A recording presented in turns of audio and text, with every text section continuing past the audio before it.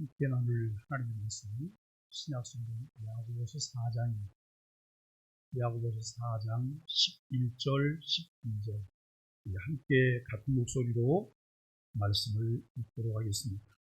야고보서 4장 11절, 12절 함께 같은 목소리로 말씀을 읽습니다.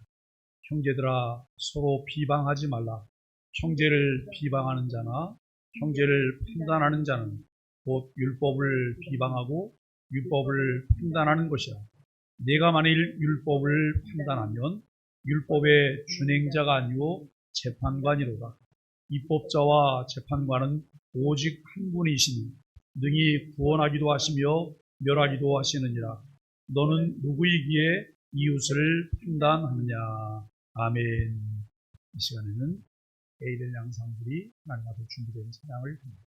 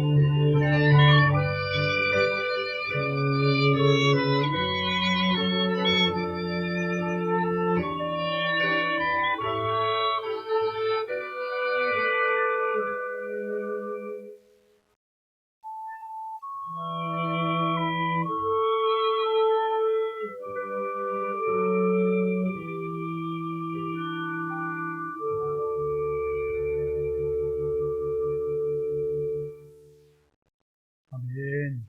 감사합니다. 함께 인사하겠습니다. 지은 평상 하나님께서 지켜주시기를 원합니다. 은혜 주시기를 원합니다. 평강 주시기를 원합니다. 그냥 혼자만 얼굴 쳐다보지 마시고 이쪽 저쪽 바로 다시 한번 인사하겠습니다. 하나님께서 지켜주시기를 원합니다.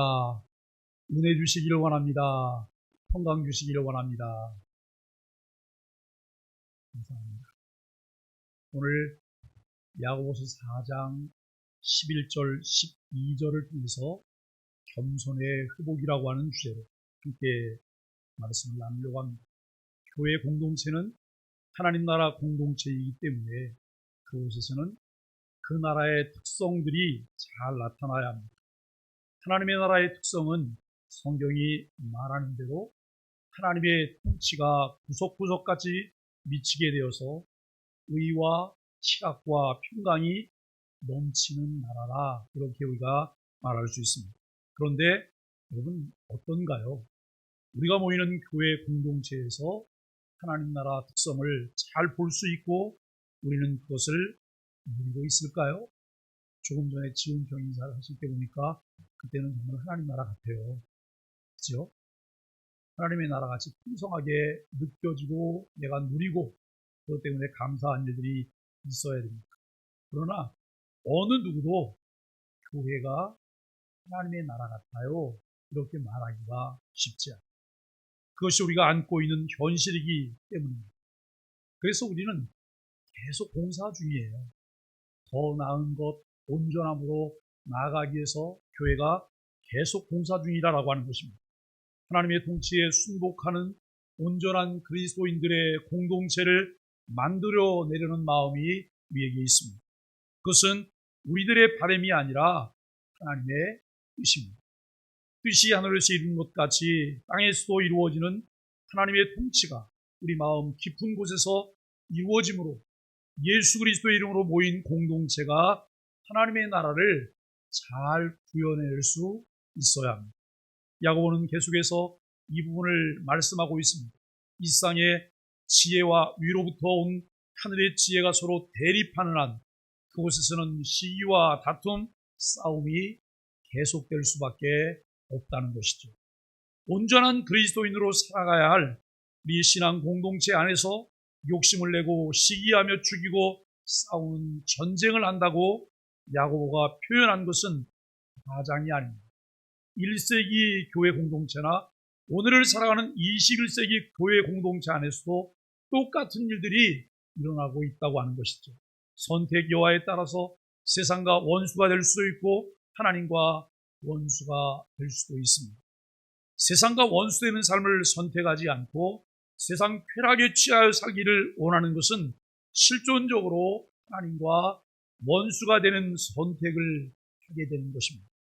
교회 공동체 안에서 교우들 간의 불화와 분쟁의 원인이 정욕을 따르는 생활과 세상과 짝하는 생활이라는 것을 하는 것을 앞의 말씀에서 지적하였습니다.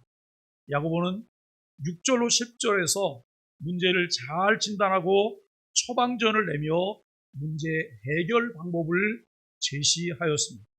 불화와 분쟁을 해결하는 방법은 얼굴을 마주하고 시시비비를 가리는 것이 아닙니다. 마귀를 대적하고 하나님을 가까이 하라는 거예요.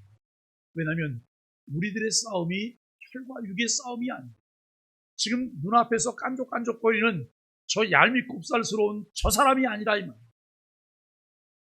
그 사람 배후에 있는 그 사람 안에 있는 악한 영이라는 사실을 우리는 알아야 돼요. 그런데 때때로 우리는 그것을 바라보지 못하고 속고 있기 때문에 사람을 미워하고 사람을 그럴 수밖에 없지요. 그 사람이 그 실체니까요.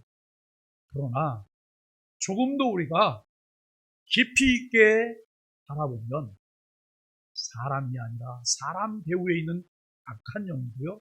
악한 영의 지배를 받아서 그렇게 하고 있기 때문에 불쌍히 여겨야 될 대상이라고 하는 것을 우리는 생각해 보게 됩니다. 정욕과 세상은 같은 선에서 둘을 자극하는 존재가 마귀입니다. 마귀는 정욕과 세상을 통해서 성도들을 하나님으로부터 멀어지게 합니다. 야고보는 세상과 보타며 마귀를 따르지 않기 위해 소극적인 자세와 적극적인 자세 두 가지를 취하라고 말합니다. 그리스도인들이 소극적으로는 마귀를 대적함으로 정욕과 세상을 극복하고 적극적으로는 회개와 겸손을 통해서 하나님을 가까이하여 하나님께 순복함으로써 문제로부터 벗어나야 한다라고 말하고 있습니다. 이 말은 정욕적이고 세상적이고 마귀적인 일상의 지혜를 버리고 하나님 중심적인 위로부터의 지혜를 따라 살라고 하는 말씀입니다. 이것을 좀 더 은혜라고 하는 관점에서 살펴보면 하나님께서 그리스도인들에게 선택의 은혜를 주셨습니다. 또 화목의 은혜를 주셨습니다. 우리 안에 성령님이 거주하시면서 내주의 은혜에 이어서 더 큰 은혜를 베푸신 것을 알게 됩니다. 하나님께서 선택과 화목과 내주의 은혜를 주셨음에도 인간을 붙들고 있는 지성이 정욕과 세상을 향해서 지옥의 불이 붙을 가능성이 있기 때문에 더 큰 은혜가 필요하다라고 하는 것입니다. 더욱 큰 은혜를 받는 방법은 회개와 겸손과 순복을 통해서 하나님께 가까이 가는 것입니다. 하나님께서는 더욱 큰 은혜를 아무에게나 주시지 않습니다. 누가 그 은혜를 입을 수 있을까요? 교만하지 않고 겸손한 자에게 주신다고 하는 것을 말씀하고 있습니다. 하나님은 교만한 자를 물리치시고 겸손한 자에게 은혜를 베푸십니다. 교만은 만악의 뿌리지만 해망의 성공입니다. 그러나 겸손은 존귀의 전주곡이자 은혜의 관문이면서 하나의 도덕적 공목만이 아니라 구속 진리의 핵심이라는 사실을 우리는 알게 됩니다. 겸손한 자에게 은혜를 베푸셔서 매일 하나님을 가까이 하는 삶을 살게 하신다는 겁니다. 에이, 괜찮은데 아침 묵상은 뭐하러 해? 가야지. 근데 여러분 꼭 아침 5시만 되면 일어나셔서 소망의 아침을 보시는 분이 계세요. 더 미신적인 걸까요? 좋은 습관이라고 생각합니다. 나는 새벽에 5시 혹은 6시에 새벽 기도하는 시간이야. 일정한 시간을 정해놓고 그 시간에 일어나서 그 말씀을 묵상하고 아무 때나 하면 되지. 왜냐하면 유튜브에 항상 있는데 뭐 아무 때나 하면 되지 뭐 꼭 그 시간을 정할 필요가 있어? 아니에요. 사람은 마음가짐이 달라요. 마음가짐. 내가 여러분 것을 선택할 수도 있고 선택을 안 할 수도 있어요. 또 우리는 귀찮으니까 무슨 맥체인까지 또 하라 그래. 근데 여러분 맥체인을 해보니까 좀 맛이 다르시죠? 성경을 보는데 성경을 같은 주제를 가지고 계속해서 우리가 보는 것 맛이 좀 다르잖아요. 여러분들이 텔레비거든요. 작심 3일이 지났으니까 혹시 벌써 실패하시는 분이 계실지도 몰라요. 또다시 시작하시면 돼요. 또다시 시작하시고 계속해서 그 일을 진행해 갑니다. 그런데 우리가 그 말씀을 가까이 하고 그 말씀을 시간을 정해놓고 하고 있다고 하는 것 자체가 눈에 보이지 않지만 이게 뭐라고요? 하나님의 은혜예요. 하나님의 은혜. 오늘 이 자리에 우리가 나와서 함께 예배하고 있는 것이 하나님의 은혜. 나는 내가 선택권을 가지고 예배에 올 수도 있고 안 올 수도 있고 말씀을 묵상할 수도 있고 묵상 안 할 수도 있고 내가 누구를 미워할 수도 있고 그 사람에 대해서 너그럽게 용서할 수도 있습니다. 그런데 여러분 그 선택권이 내게 있다고 해서 내가 좋은 편을 선택했을 때 그것이 은혜가 아니라고 말할 수 있을까요? 하나님이 끊임없이 우리에게 은혜 주시지 아니하시면 우리는 그와 같은 것들을 매일매일 선택하며 하나님을 가까이 할 수 없다는 것이죠. 다윗이 시편 23편을 통해 그가 나를 푸른 풀밭에 누이시며 실만한 물가로 인도하신다고 고백합니다. 그뿐이 아니죠. 내 영혼을 소생시키시고 나를 살리시고 자기 이름을 위해서 의의 길로 우리를 인도하신다고 말씀하십니다. 주께서 내 원수의 목전에서 내게 상을 차려주시고 이 상이 무슨 상이에요? 내게 밥상을 차려주시고 내 원수 앞에서 평안함을 누리며 밥상을 차려서 그 밥을 먹게 하시고 라고 하는 것. 기름으로 내 머리에 부으셨으니 내 잔이 넘치나니 하나님께서 주시는 더 큰 은혜를 통해 최상의 삶, 부족함이 없는 만족스러운 삶을 고백하게 될 것입니다. 그분 식사를 다 마치고 난 다음에 배를 땅땅 끓여주는 거예요. 만족하도다. 배가 부르도다. 그렇게 말해보신 적 있으세요? 하루를 마치고 난 다음에 우리 삶을 돌아보면서 하나님, 내가 오늘 하루의 삶이 정말 만족스러워요. 너무 감사해요. 그러면서 여러분 하루를 맞춰보신 적이 있으신가요? 하루에 아침에 눈을 뜨면서 하나님 오늘도 주와 함께 주님이 주시는 은혜와 평강을 누리는 삶을 살기를 원해요 라고 기도해요. 주님 뜻에 합당하게 살기를 원해요. 그리고 하루를 마치는 저녁 시간 하나님께 모든 것이 하나님의 은혜였어요라고 고백할 수 있는 우리의 삶이 되어야 합니다. 야고보는 4장 1절 10절에서 그리스도를 믿는 형제 자매들 간의 불화와 분쟁 문제를 다루었는데 오늘 11절과 12절에서는 비방 문제를 거론하고 있습니다. 우리가 이런 표면적으로 보면 오늘 설교 제목은 무슨 제목이 나와야 되는 거예요? 비방하지 말라 라고 하는 제목이 나와야 돼요. 겸손의 회복이 돼요? 이게 비방하지 말라는 거 겸손의 회복이 무슨 관계가 있을까?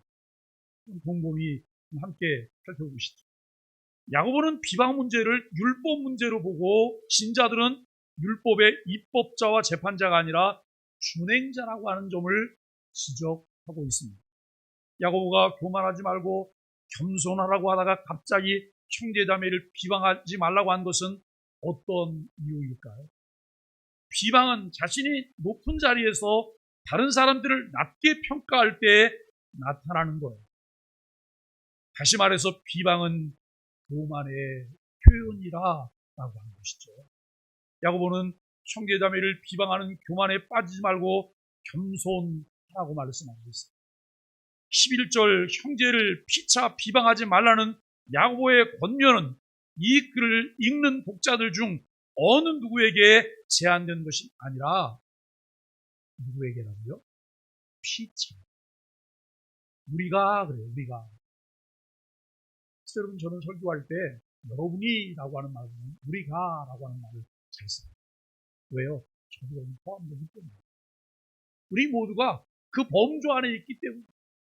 이것은 어떤 일정한 상대에게만 말하는 것이 아니라 피창 안에 비방하지 말라고 말씀하고 있습니다.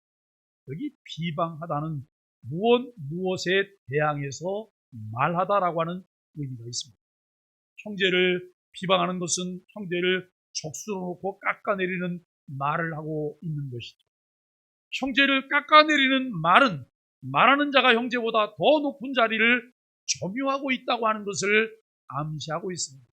내가 너보다 낫지. 그래 여러분 인사할 때 이렇게 인사. 안녕하세요.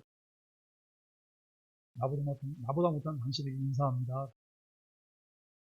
여러분 이 말 처음 들은 사람 어떤 사람 무슨 말인지 몰라 그냥 네네 그냥 그러고 말아요. 근데 이 말은 상대를 깔아뭉개는 인사입니다.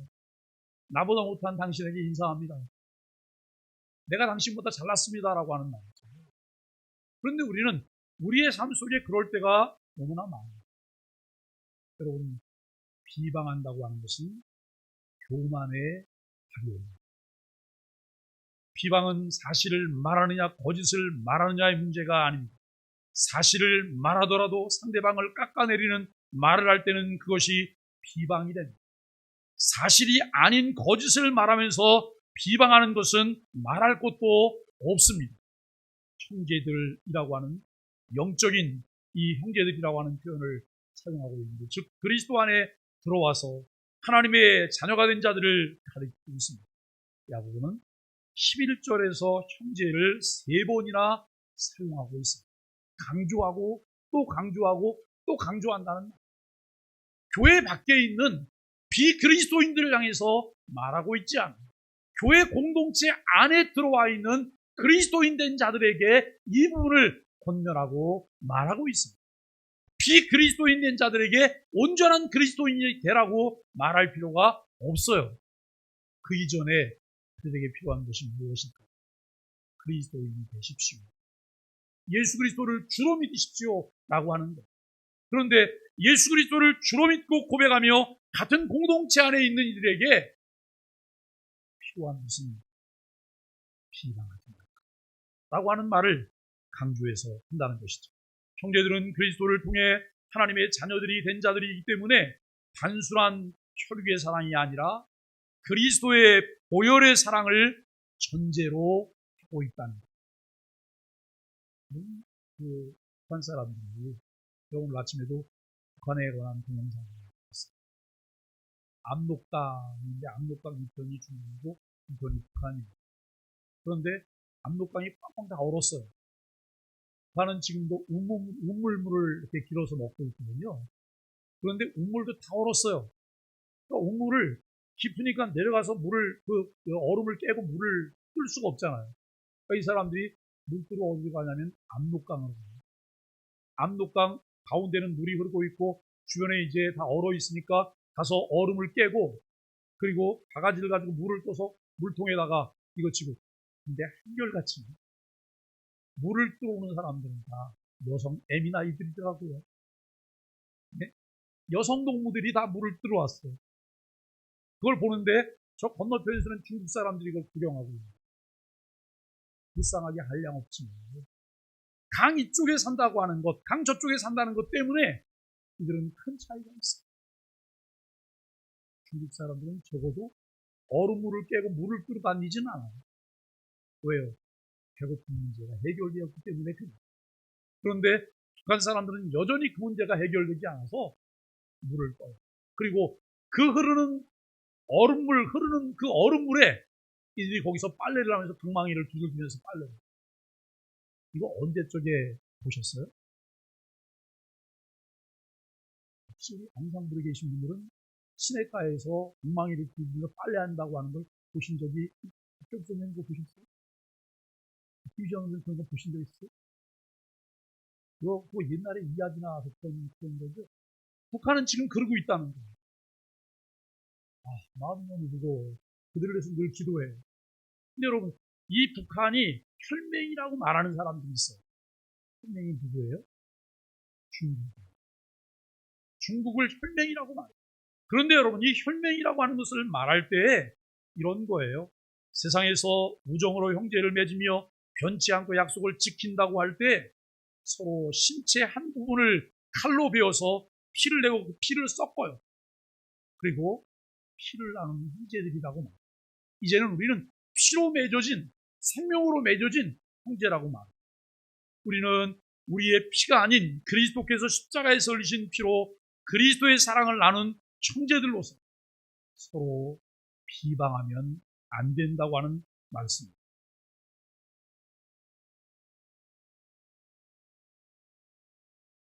형제들이라고 하는 것은 형제들 간의 사랑을 전제함과 동시에 동등한 위상을 전제해요. 예수 그리스도는 우리와 비교할 수 없이 위상이 높은 하나님의 독생자지만 비방하는 자나 비방받는 자가 다 동등한 형제들이라고 하는 거예요. 따라서 형제를 비방하는 것은 동등한 위상을 가진 자가 동등한 위상을 가진 자를 낮게 보고 깎아내리는 것을 말하는 것이기 때문에 형제라는 정체성을 망각한 발언을 하는 것이다 라고 하는 거예요. 그렇다면 형제를 비방하고 판단하는 것이 어째서 율법을 비방하고 판단하는 것이 될까? 여러분, 율법의 핵심이 사랑이라고 말합니다.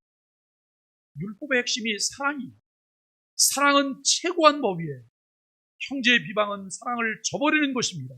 따라서 비방은 사랑을 핵심으로 한 율법을 비판하는 것이 된다고 하는 거예요.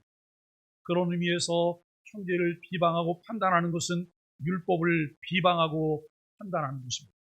형제를 비방하는 것은 결국 우리가 율법의 준행자가 아니라 판단자가 된다고 하는 것을 말하고 있습니다. 율법의 재판관이 되는 것은 율법을 주시고 율법에 따라 판단하시는 하나님의 위상을 찬탈하는 것입니다.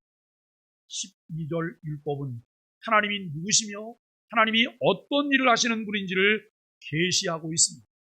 율법은 하나님의 속뜻을 표현하는 규범입니다. 따라서 율법을 준행하면 하나님의 형상이 우리 안에 회복이 되어집니다. 여러분 그렇게 믿으세요? 안 믿으세요? 여기 율법을 준행하면 하나님의 형상이 우리 안에 회복된다고 말하는데 그런 것을 믿으세요? 조금 정신이 드셨어요? 제가 아침에 좀 설교를 잔잔하게 하니까 자장가로 생각하시고 지그시 눈을 감으시고 여러분 생각하시다가 꿈속에 좀 빠지시는 분도 계시는 것처럼 보이는데 우리가 여러분 율법을 준행하면 하나님의 형상이 우리 안에 회복된다는 거예요. 하나님의 말씀을 생각 없이 들으시면 안 돼요. 생각 없이 읽으시면 안 되고 생각을 가지고 사고하면서 그 말씀을 우리가 대하셔야 돼요. 그리고 그 말씀을 대하시고 그 말씀대로 살려고 몸부림치며 애쓸 때 우리 안에 잃어버렸던 하나님의 형상들이 회복되어지는 점진적 성화가 이루어지는 것을 보게 돼요. 그러나 율법을 범하면 우리 자신을 율법 위에 올려놓은 것이 되고 우리 자신을 율법을 주신 하나님 위에 올려놓는 것이 되어지죠. 이렇게 될 때 천상적 지혜의 핵심인 겸손은 어디로 가게 될까? 우리가 하나님보다 높은 자리에 올라갈 때 겸손은 사라지고 교만만 극성을 들게 됩니다. 형제를 비방하는 것은 율법을 비판하는 것이고 동시에 율법을 주시고 율법대로 판단하시는 하나님께 도전하는 것이 됩니다. 이것은 엄청난 죄악이죠. 그럼에도 아무 생각 없이 그와 같은 것을 반복하여 행한다고 하는 것은 이미 세상과 짝하고 있기 때문에 그런 일이 그에게는 자연스럽게 일어나고 있다는 것이죠. 왜냐하면 하나님은 능히 구원하기도 하시고 멸하기도 하시는 분이시기 때문입니다. 하나님은 최종 재판관으로서 사느냐 죽느냐를 판단하는 권한을 소유하신 분이십니다. 우리는 구원하지도 멸망시키지도 못하는 피조물인데 구원과 파멸의 절대권을 가지신 하나님의 위치에 도전한다는 것은 있을 수 없는 일입니다.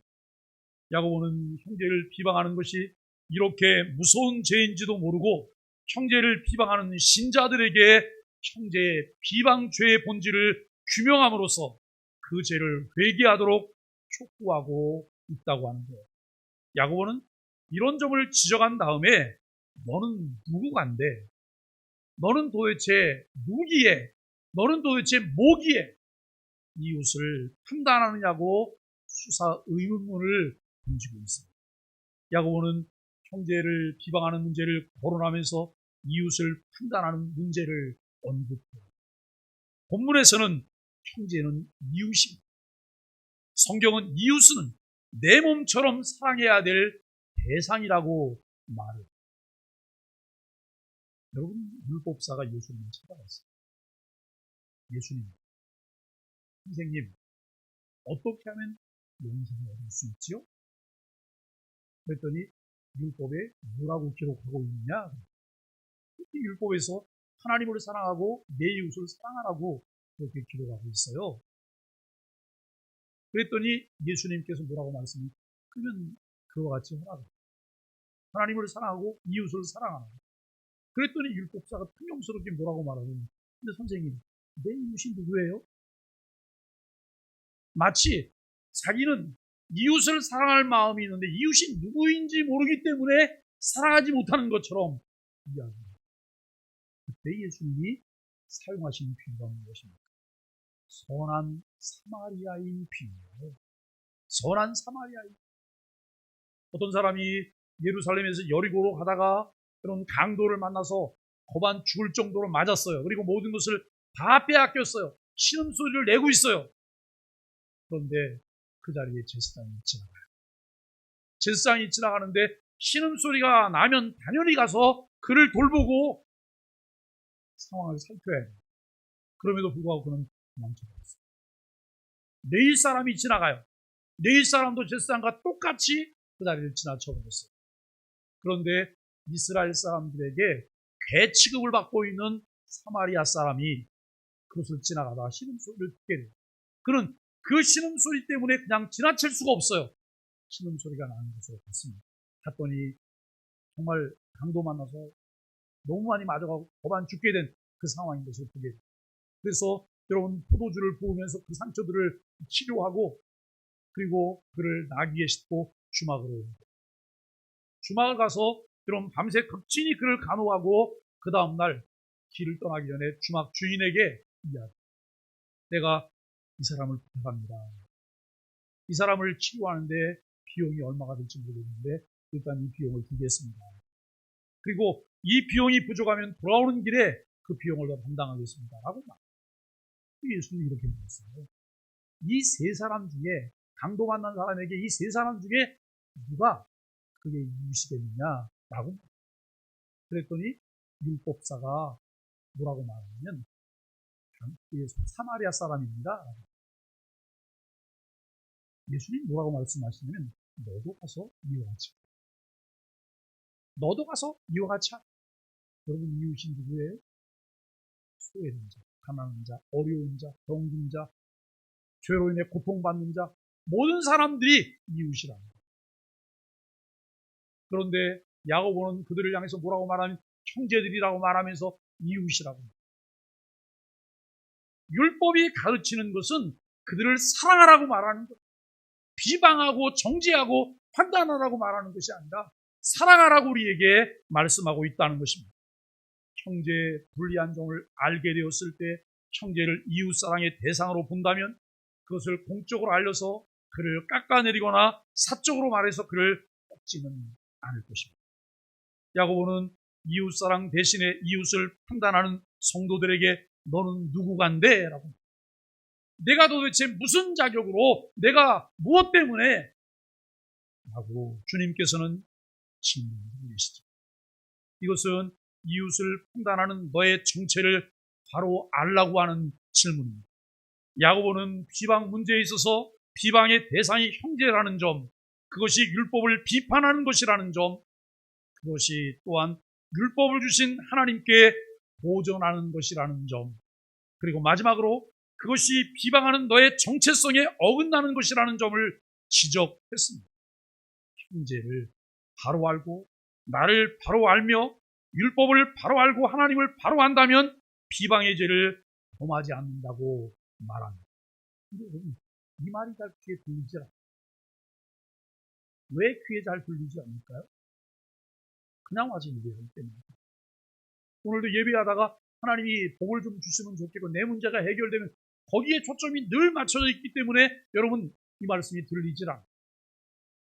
오늘도 하나님이 내게 주시는 생명의 말씀을 듣기를 하고 그 말씀을 붙잡고 하나님이 기뻐하시는 사람으로 살겠다고 마음에 다짐하고 매일매일 기도하고 있다면 그 말씀도 놓칠 수가 없어요. 그 말씀이 내 삶을 바꿔놓을 거예요. 점진적 성화를 통해서 매일매일 새로워지는 그리스도인으로 우리가 살게 될 것이라고 하는 것이죠. 사랑하는 소망의 가족 여러분, 야고보가 말하는 그리스도의 피로 값주고 산 하늘의 소망을 둔 백성으로서 어떻게 온전한 그리스도인으로 살 것인지를 구체적으로 우리에게 말하고 있습니다. 우리가 예수 믿는다고 교회를 다니면서 관심이 어디에 있습니까? 하나님 아버지와 동일한 관점에서 그분의 성품과 사역을 따라가며 영원한 삶을 바라보고 계십니까? 그저 일상을 살며 일시적인 일상에서의 만족에 모든 시선이 집중이 되어 일상 지혜인 세상적 정욕적 마귀적인 것에 마음을 다 빼앗기고 살고 있는 것은 아닐까요? 그냥 아무 생각 없는 명목상 그리스도인으로 살면서 매 순간 허무함 속에 빠져 살지 말고 말씀을 듣고 깊이 사고하는 그리스도인으로 살아갈 수 있게 되기를 간절히 바랍니다. 구약 성경을 만났을 때 우리가 만나는 하나님상은 무엇입니까?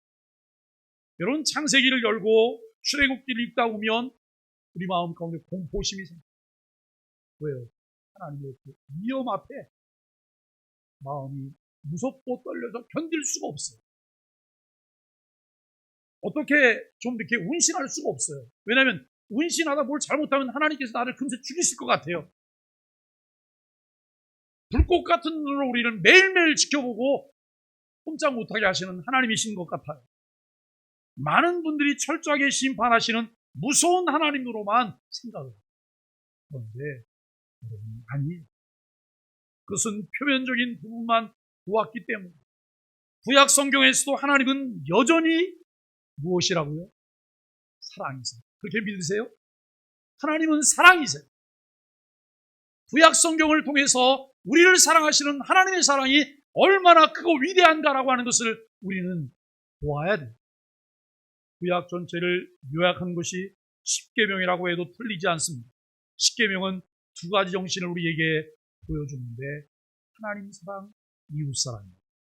야고보는 오늘 본문에서도 더 큰 은혜를 통해 마귀를 대적하며 하나님을 가까이 할 것을 말씀하면서 그것은 하나님이 주신 은혜로만 가능하다고 말합니다. 그런데 하나님은 교만한 자를 물리치시고 겸손한 자에게 은혜를 베푸시기 때문에 우리에게 필요한 것은 겸손의 회복입니다. 겸손을 회복할 때 주님을 받아들일 수 있습니다. 겸손을 회복할 때 주님과 함께 우리가 살 수가 있습니다. 나는 온유하고 겸손하니 내게 와서 배우라고 말씀하십니다. 예수님을 따라가며 겸손을 회복하고 늘 그 은혜 안에서 하나님의 사랑과 이웃 사랑을 실천하는 이 소망의 교회 공동체와 지체들이 되기를 예수 그리스도 이름으로 간절히 축복합니다. 함께 인사하겠습니다. 아시레 예수님 때문에 당신이 최고십니다. 우리 소망의 교회에서 함께 예배할 수 있어 기쁩니다. 사랑하고 축복합니다. 여러분, 최고라고 하는 표현을 하실 때 이렇게 표현하세요. 여기서 말하는 대로 예수님 때문에 당신이 최고십니다. 그게 최고예요? 그렇게 재미없게 표현하세요? 어떻게 표현하셔야 되는 거예요? 최고라고요. 최고라고. 다시 한번 인사하겠습니다. 예수님 때문에 당신이 최고십니다. 남자들은 그 표현을 잘 안 하시는 거예요. 남자가 여러분 그 표현을 하면 안 되는 건가요? 우리가 정말 서로 사랑하고 관심 갖고 위해서 기도할 수 있는 애가 있기를 바랍니다. 우리 찬송가 212장 찬송입니다.